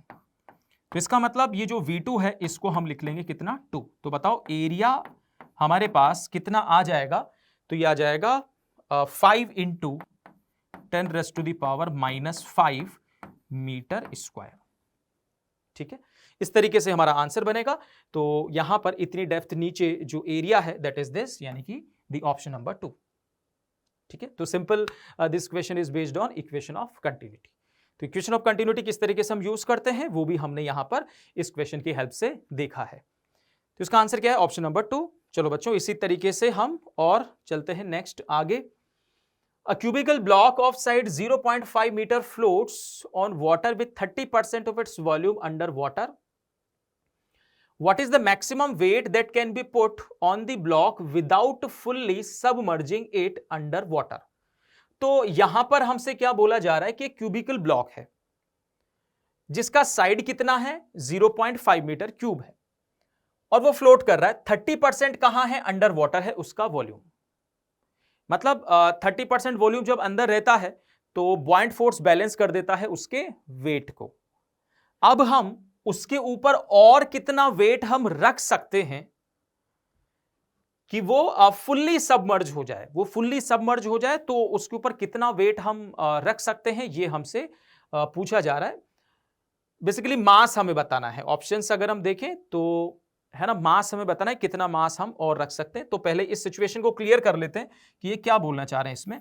तो लेट्स से कि इस तरीके से कंटेनर है, इस पर ये ऐसे हमने ये ब्लॉक लिया और इसका 30% वॉल्यूम सबमर्ज्ड है कुछ इस तरीके से, है ना. ये 30% हो गया यानी कि 3/10. अगर टोटल वॉल्यूम अगर इसका हम v कंसिडर करते हैं, इसका मास अगर हम m कंसिडर करते हैं ब्लॉक का, तो ये जो अंदर वॉल्यूम है इट इज 30% कितना हो गया, तो 3v/10. ये इस तरीके से यहां पर हम लिख सकते हैं. तो पहला इक्वेशन हम लिखेंगे mg बॉइंट फोर्स है ना, इसके वेट को कौन बैलेंस कर रहा है, बॉइंट फोर्स, तो rho of water into g और इंटू 3v डिवाइड बाई 10, ये इस तरीके से हमने लिख लिया। तो यहां पर अगर हम देखें तो इस सिचुएशन में अगर मान लो कि पूरा का पूरा वॉल्यूम अगर ये सबमर्ज हो जाता है, पूरा का पूरा वॉल्यूम अगर सबमर्ज हो जाता है, तो उस सिचुएशन में मुझे बताओ, उस सिचुएशन में कि ये कितने वेट को बैलेंस कर पाएगा। उस केस में अगर हम बात करें तो लेट्स से कि एम डैश हमने लिख लिया है ना, एम डैश जी, ऐसे भी हम समझ सकते हैं कि लेट्स से कि इसका मास अगर एम डैश होता तो फिर उस केस में ये अगर इसका पूरा वॉल्यूम सबमर्ज हो तो उस केस में अगर हम देखें कि कितना वॉल्यूम टोटल डिस्प्लेस होगा, तो हमने लिखा रो ऑफ वाटर इंटू जी और इंटू वी, ये इस तरीके से हमने लिख लिया। अगर पूरा वॉल्यूम सबमर्ज हो जाए तो कितना वेट जो है वो बैलेंस हो पाएगा टोटल, तो वो हमने इस तरीके से लिख लिया। 3v/10 से तो इसका जो खुद का वेट है वो बैलेंस हो जाएगा, है ना। इसके बाद इसके ऊपर मान लो कि हमने कुछ और मास रख दिया, तो टोटल मिलाकर के अगर हम देखें तो टोटल मिलाकर के जो मास हो गया वो एम डैश हो गया और ये पूरा सबमर्ज हो गया, मतलब पूरा का पूरा वॉल्यूम वाटर के अंदर चला गया। तो इस तरीके का सिचुएशन हुआ, राइट। तो यहां से इन दोनों इक्वेशन को अगर मैं डिवाइड करता हूं तो देखो इससे मुझे मिलेगा m divide by m dash which is equal to 3 divide by 10। Okay, तो ये जो m डैश होगा ये कितना हो जाएगा, 10m divide by 3, m dash आ गया, है ना, कि m डैश मतलब हो गया, m डैश टोटल है, m डैश क्या है, m डैश टोटल कुछ और रखने के बाद जो टोटल मास होगा दैट इज m डैश। लेकिन हमसे क्या पूछा गया है कि कितना और हम रख सकते हैं, मतलब जो हमें आंसर निकालना है वो m डैश माइनस m का निकालना है, राइट। तो m डैश माइनस m कितना होगा, 10m डिवाइड बाई 3 और माइनस m, इस तरीके से हम करेंगे तो ये बन जाएगा 7m डिवाइड बाई 3। ये कितना बनेगा, 7m डिवाइड बाई 3, इस तरीके से। अब इस सिचुएशन में अगर मुझे ये m कैलकुलेट करना है, अगर मुझे m कैलकुलेट करना है तो मैं यहां से ये कैलकुलेट कर सकता हूं m का वैल्यू। तो देखो ये g तो कैंसिल हो गया, m अगर हम देखें तो m हो जाएगा कितना, rho of water which is 1000, okay, this is 1000, और यहां पर ये बन जाएगा 3/10, और इसके टोटल वॉल्यूम को अगर हम देखें तो इसका टोटल वॉल्यूम, क्योंकि इसका साइड हमें दिया हुआ total volume is a cube, तो ये बन जाएगा 0.5 का क्यूब, मतलब 125 डिवाइड बाई 1000, इस तरीके से मैं ये लिख सकता हूं। तो इससे ये कैंसिल हो जाएगा, 5 से कैंसिल करूं तो ये 2 टाइम्स, ये 25 टाइम्स, तो ये बन जाएगा 75 डिवाइड बाई 2 m का वैल्यू। तो यहां पर पुट कर देते हैं तो ये बन जाएगा 7/3 इंटू 75 डिवाइड बाई 2, ये हमने ये पुट कर दिया। तो ये 3 से अगर इसको हम कैंसिल करेंगे तो ये 25 और 25 इंटू 7 अगर हम करते हैं तो ये बन जाएगा 175 डिवाइड बाई 2, तो ये बन जाएगा, फर्दर अगर इसको हम सॉल्व करें तो ये बन जाएगा 8 और इधर आएगा 7.5 kg, ठीक है। ये हमारा इस केस में आंसर यहां पर होगा। ऐसा हमें कौन से ऑप्शन में दिख रहा है, so it is in option number 2। I hope this is clear कि किस तरीके से इस क्वेश्चन को हमें सॉल्व करना है, कि कितना और रखना पड़ेगा, ये हमसे पूछा गया था। तो इस तरीके से इस प्रोसेस के थ्रू हम इसको सॉल्व करेंगे। अल्टीमेटली अगर हम देखें तो बॉइंट फोर्स हम कितना रखते हैं, कितना लेते हैं, वो अपने को पता होना चाहिए। अब उसके बाद तो क्वेश्चन को हमें पढ़ना है, उसकी लैंग्वेज समझनी है, क्या उसमें बोला हुआ, उसके अकॉर्डिंग फिर हमें इक्वेशंस फॉर्म करके कैलकुलेशन करनी है, हमारा आंसर डेफिनेटली आता है। Okay, so this is the answer for this question, it is option number 2। Okay बच्चों, चलो बढ़ते हैं नेक्स्ट क्वेश्चन की तरफ। So this is the next. The ratio of surface tensions of mercury and water is given to be 7.5. Surface tension of mercury and water का ratio हमें दिया है 7.5. While the ratio of their densities is 13.6. उनकी densities का ratio दे दिया है. Their contact angles with glass are close to 135 degree and 0 degree. तो मतलब mercury के केस में it is obtuse और in case of water वो हमें दिया हुआ है 0 degree. It is observed that mercury gets depressed by an amount h in a capillary tube of radius r1, while water rises by the same amount h in the capillary tube of radius r2. The ratio R1 upon R2 is then close to, ये हमसे पूछा हुआ है। तो अगर मान लो कि capillary tube को हम लिक्विड के अंदर इमर्स करते हैं, तो उसमें जो भी वो लिक्विड हाइट चढ़ा या जितना भी डिप्रेस हुआ, उसको हम कौन से फॉर्मूले से कैलकुलेट करते हैं, तो that formula is very important. मतलब the situation is like this कि let's say this is the capillary tube, और ये कोई भी लिक्विड के अंदर उसको लेट्स से कि हमने इमर्स किया, ये कुछ इस तरीके से। तो इसमें क्या होगा कि ऊपर भी चढ़ सकता है, नीचे भी चढ़ सकता है, depending upon the contact angle, depending upon the cohesive and adhesive forces. तो लेट्स से कि ऊपर चढ़ गया, लेट्स से कि h हाइट, ये h हाइट ऊपर चढ़ा, तो इस h को हम किसके इक्वल कैलकुलेट, किसके इक्वल होता है, so it is 2t cos theta divide by r rho into g. So it is very important formula, ये डेफिनेटली अपने को पता होना चाहिए। T is the surface tension of the liquid, theta is the angle of contact, R क्या हो गया, radius of the capillary tube, rho is the density of the liquid and g is the acceleration due to gravity. ये सब इसमें होता है। तो अब दोनों के केस में ही इस फॉर्मूले को हम अप्लाई कर देते हैं। उन्होंने बोला कि एक केस में ये ऊपर गया है, एक केस में नीचे गया है। ऑब्वियस सी बात है कि अगर एंगल हमें ऑब्ट्यूज दिया हुआ है, अगर एंगल ऑब्ट्यूज होगा तो cos थीटा नेगेटिव आएगा। cos थीटा नेगेटिव आने का मतलब है कि वो लिक्विड कैपिलरी ट्यूब में ऊपर नहीं चढ़ा है, वो कहां चला गया है, नीचे चला गया है। ठीक, तो उससे वो साफ साफ अपने को पता चल जाता है, राइट। तो माइनस आ जाएगा, जैसे ही हम मरकरी के लिए 135 यहां पर पुट करेंगे तो माइनस साइन के साथ हमें यहां पर वो नेगेटिव साइन होगा, लेकिन हम केवल मैग्नीट्यूड वाइज चेक कर रहे हैं, तो हम केवल मैग्नीट्यूड उसका लेंगे। तो चलो बताओ, यहां से हम क्या लिख सकते हैं, 2t दोनों के लिए सरफेस टेंशन का। तो मैं पहले यहां पर t मरकरी के लिए 1 से डिनोट कर लेंगे और वाटर के लिए 2 से डिनोट कर लेंगे। So 2t1 cos theta 1 upon r1 into rho 1 into g which is equal to 2t2 cos theta 2 upon r2 into rho 2 into g. दोनों के केस में वाटर के केस में लिक्विड ऊपर गया और मरकरी के केस में वो नीचे गया, है ना। तो डेफिनेटली मरकरी 135 पुट करेंगे तो माइनस आएगा, बट उस माइनस को हम इग्नोर करेंगे, हम केवल मैग्नीट्यूड की बात करें। माइनस बता रहा है कि वो नीचे जा रहा है, जो कि ऑलरेडी हमें पता है कि वो नीचे जाएगा। ठीक, तो अब हम सब वैल्यूज पुट कर देते हैं, 2 और ये जी तो कैंसिल हो जाएगा। T1 अपॉन T2 हमें कितना दिया है, surface tension of mercury and water, it is 7.5। तो T2 को इधर लेके आया, उसको 7.5 हमने पुट कर दिया। cos थीटा 1 तो 135 अगर हम पुट करेंगे तो इसको हम sin 45 हम लिख सकते हैं मैग्नीट्यूड वाइज, है ना। केवल उसके लिए अगर हम देखें तो ये बन जाएगा हमारा कितना, 1/√2। तो इसकी जगह 1/√2 हमने लिख लिया। हमें बताना है R1 अपॉन R2, तो ये R1 को उधर ले जाएंगे, जी तो कैंसिल हो ही जाएगा। और फिर इसके बाद ये रो 2 जब इधर आ जाएगा तो रो 2 डिवाइड बाई रो 1 ये बनेगा, रो 2 डिवाइड बाई रो 1। तो हमें रो 1 बाई रो 2 दिया हुआ है 13.6, तो यहां पर लिख लेते हैं 13.6। ठीक, जी हमारा कैंसिल हो जाएगा and it is equal to R1 upon R2। इधर अगर हम cos थीटा 2 तो थीटा 2 हमें 0 दिया है तो वो 1 बन जाएगा। बस इसको अब हमें सिंप्लीफाई करना है, सिंप्लीफाई करके हमें ये आंसर बताना है और रेशियो बताना है, देन क्लोज टू, है ना, क्लोज टू हमें रेशियो बताना है। तो अब थोड़ा कैलकुलेशन तो इसमें अपने को करना पड़ेगा यहां पर।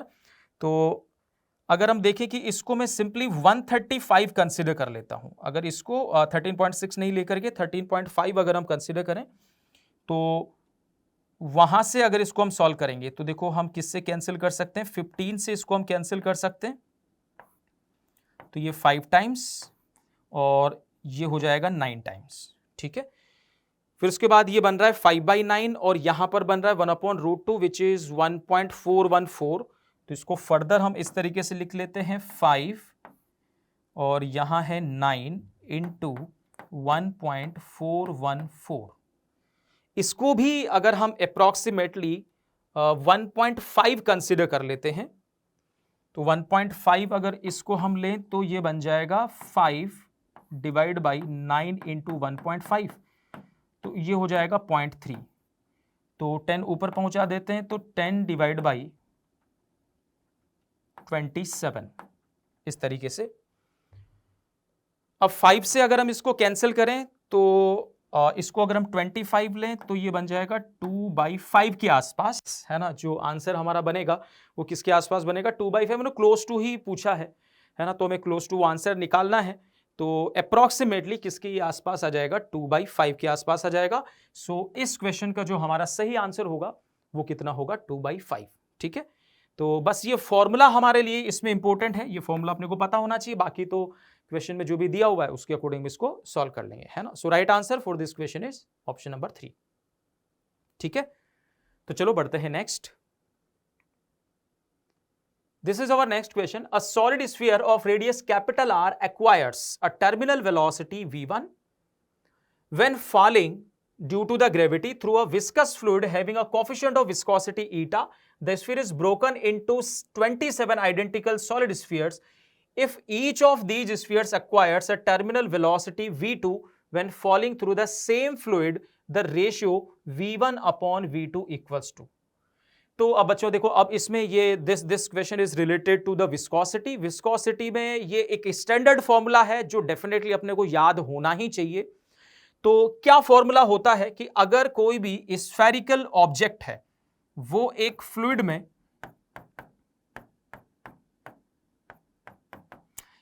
में, मान लो कि वो उसमें चलता है, स्फेरिकल ऑब्जेक्ट है जिसका रेडियस हम आर कंसीडर कर लेते हैं, तो उसका जो टर्मिनल वेलोसिटी होता है, ठीक है, इसका रेडियस आर है, ये फ्लूइड है जिसका कोएफिशिएंट ऑफ विस्कोसिटी हमने ईटा कंसीडर कर लिया, इसका रेडियस आर हो गया, तो इसका जो टर्मिनल वेलोसिटी होता है उसका formula, terminal velocity it is 2/9 eta sigma minus rho into R square into ji.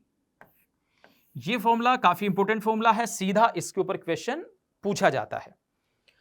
So eta is the coefficient of viscosity of the liquid. Sigma is the density of this spherical object. Rho is the density of the liquid. R is the radius of spherical object and G is the acceleration due to gravity. So this is the terminal velocity. अब इसी के ऊपर ये question यहां पर पूछा हुआ है, उन्होंने बोला कि एक सॉलिड स्फीयर है, उसका रेडियस R है, उस केस में टर्मिनल वेलोसिटी v1 है। फिर उसको क्या किया, 27 आइडेंटिकल सॉलिड स्फीयर्स में हमने ब्रेक कर दिया, तो अभी से बात है रेडियस चेंज हो गया। एक बॉल को अगर हम देखेंगे, है ना, तो कितना रेडियस हो गया वो हम देख लेते हैं। तो पहले देखो वॉल्यूम था 4/3 पाई कैपिटल आर क्यूब, बाद में 27 ड्रॉप्स बना दी, और सपोज लेट्स से कि radius of one small solid sphere it is small r, तो हम लिखेंगे 4/3 पाई स्मॉल आर क्यूब। ठीक है, बाकी सब कैंसिल हो जाएगा, फिर क्यूब रूट ले लेंगे दोनों तरफ, तो capital R is equal to 3 into small R, right. So इसका मतलब जो बाद में रेडियस है वो कितना हो गया, कैपिटल R/3। तो बस अब इस इंफॉर्मेशन का यूज करके और हम निकाल लेते हैं। तो पहले केस में टर्मिनल वेलोसिटी है v1, तो वो हम क्या लिखेंगे, 2/9 ईटा सिग्मा माइनस रो, सिग्मा जो भी सॉलिड स्फीयर है उसका डेंसिटी, वो तो मटेरियल के ऊपर डिपेंड करेगा, तो हमने ब्रेक भी अगर किया है तो वो तो उतना ही रहेगा। लिक्विड हम चेंज नहीं कर रहे हैं तो रो भी उतना ही है, पहले ये है आर स्क्वायर इंटू जी, फिर डिवाइड बाई v2 जब हम कर रहे हैं तो बाद में हम लिखेंगे 2/9 ईटा, फ्लूइड भी वही है तो कोएफिशिएंट ऑफ विस्कोसिटी भी वही है, सिग्मा माइनस रो भी वही है। हाँ, बस रेडियस कितना हो गया है, सो r/3 हो गया है, इसका स्क्वायर इंटू जी। तो v1/v2 ये हमें कैलकुलेट करना था, तो देखो बाकी सब कैंसिल हो जाएगा, वो 3 का स्क्वायर ऊपर जाएगा, 9 ऊपर आ जाएगा, और बाकी सब तो कैंसिल है, यानी कि आंसर इज 9। ठीक है, तो इस क्वेश्चन में जो हमारा आंसर होगा that is option number 4। I hope this is clear, है ना। तो इसमें क्या इंपॉर्टेंट है, इसमें ये फॉर्मूला इंपॉर्टेंट है जो कि हमें याद होना चाहिए, तो क्वेश्चन बन जाएगा। ठीक है, तो चलो देख लेते हैं इसी तरीके से क्या हमसे नेक्स्ट क्वेश्चन में पूछा जा रहा है। This is the next question. Consider a solid sphere of radius capital R and mass density this. Small r is variable from 0 to capital R. The minimum density of liquid in which it will float. तो minimum density हमसे पूछा जा रहा है। अब कब float करेगा, तो अगर मान लो कि पूरा सॉलिड है, कहीं पर भी उसमें एयर गैप वगैरह नहीं है, तो उस सिचुएशन में हम ये बात जानते हैं कि अगर कोई भी ऑब्जेक्ट को फ्लोट करना है, किसी भी ऑब्जेक्ट को फ्लोट करना है, तो फिर क्या होना चाहिए कि उसका जो डेंसिटी है, ऑब्जेक्ट का डेंसिटी, अगर इसको सिग्मा मानूं और लिक्विड के डेंसिटी को अगर हम रो कंसीडर करें तो सिग्मा ये क्या होना चाहिए, शुड बी लेस देन रो, अगर वो फ्लोट कर रहा है तो। लेकिन अगर जस्ट बराबर भी है, अगर जस्ट बराबर भी है तो उस सिचुएशन में क्या होगा कि ये जस्ट फ्लोट करेगा, मतलब पूरा का पूरा वॉल्यूम लिक्विड के अंदर होगा, मतलब इसका सरफेस और लिक्विड का सरफेस ये एक ही लेवल पर रहेगा। ठीक, तो ये कंडीशन है। तो अब हमसे मिनिमम पूछा जा रहा है, मिनिमम हमसे पूछा जा रहा है, इसका मतलब हम क्या करने वाले हैं, इसका मतलब हम करने वाले हैं कि उसका जो टोटल मास होगा, है ना, उसका टोटल मास, क्योंकि अगर मान लो कि ये इस तरीके से मिनिमम डेंसिटी अगर हमसे पूछा जा रहा है तो मतलब उस सिचुएशन में कैसा ये केस बनेगा, इसमें कैसा दिया हुआ है, सॉलिड स्फीयर दिया हुआ है। मैं इस यहां पर ऐसे क्यूबिकल ब्लॉक से ये समझा देता हूं। तो अगर मिनिमम डेंसिटी हमें चाहिए तो फिर इस तरीके का केस हमें ये कंसिडर करना है। तो इस तरीके के केस में क्या होगा कि इसका जो टोटल वॉल्यूम है वो अंदर रहेगा, तो मतलब mg would be equal to the rho of liquid into total volume of the object into g। ये इस तरीके का यहां पर केस बनेगा।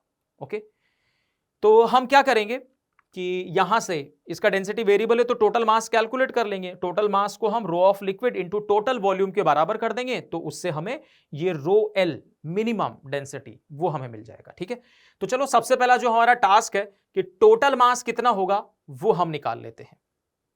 तो चलो टोटल मास किस तरीके से, तो ये स्फेरिकल ऑब्जेक्ट है जिसमें डेंसिटी वेरिएबल है, तो बताओ हम क्या करेंगे, हम सबसे पहले डीएम लिखेंगे। डीएम क्या होगा, तो यहां पर चलो ये डायग्राम से भी समझ लेते हैं कि लेट से किस तरीके से हमारे पास ये स्फीयर है, क्योंकि डेंसिटी वेरिएबल है तो हमें क्या करना पड़ेगा, ऐसे आर पे जाकर के डीआर थिकनेस का हमें ये एक एलिमेंट कंसीडर करना पड़ेगा। तो सबसे पहले इसका मास हम लिखेंगे, उसको मैं लिख रहा हूं डीएम।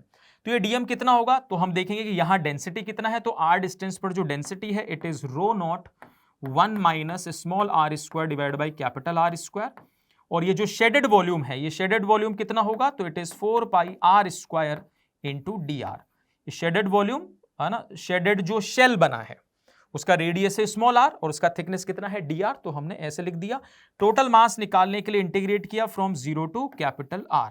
तो चलो सॉल्व कर लेते हैं जल्दी से। 4 पाई rho not is constant, integration के बाहर, फिर यहां पर ये आर स्क्वायर इधर आएगा तो ये बनेगा r cube divide by 3, minus sign लगाएंगे ये r raised to the power 4 बन जाएगा, तो बनेगा r raised to the power 5 divide by 5, फिर आर स्क्वायर से कैंसिल भी हो जाएगा तो ये बनेगा आर क्यूब डिवाइड बाई 5। ठीक, फर्दर सॉल्व कर लेते हैं, एलसीएम ले लेंगे 15, 5 माइनस 3 इज 2, 2 डिवाइड बाई 15 तो ये बनेगा 8 divide by 15 pi into rho naught और इधर बनेगा r cube. So this is the total mass, और इस टोटल मास को यहां से अगर हम देखें तो हम इक्वेट कर देते हैं, जी से तो जी कैंसिल हो रहा है, और इसको हम इक्वेट करेंगे 8 pi rho naught R cube divide by 15, this is equal to density of the liquid और into volume which is 4/3 pi capital R cube.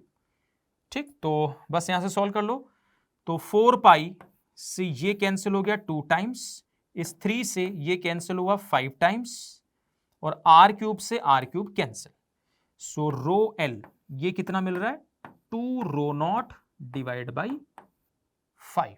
ठीक है, 2 रो नॉट डिवाइड बाई 5 कौन से ऑप्शन में है, ये है इन ऑप्शन नंबर 4।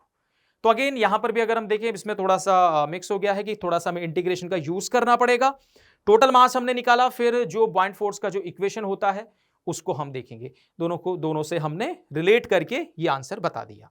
ठीक, तो इस तरीके से इस क्वेश्चन का आंसर है ऑप्शन नंबर 4। ओके स्टूडेंट्स, तो आज इस लेक्चर में हमने काफी सारे क्वेश्चंस किए हैं फ्लूइड मैकेनिक्स से रिलेटेड, तो इस वाले पार्ट में हम इतना ही रखेंगे।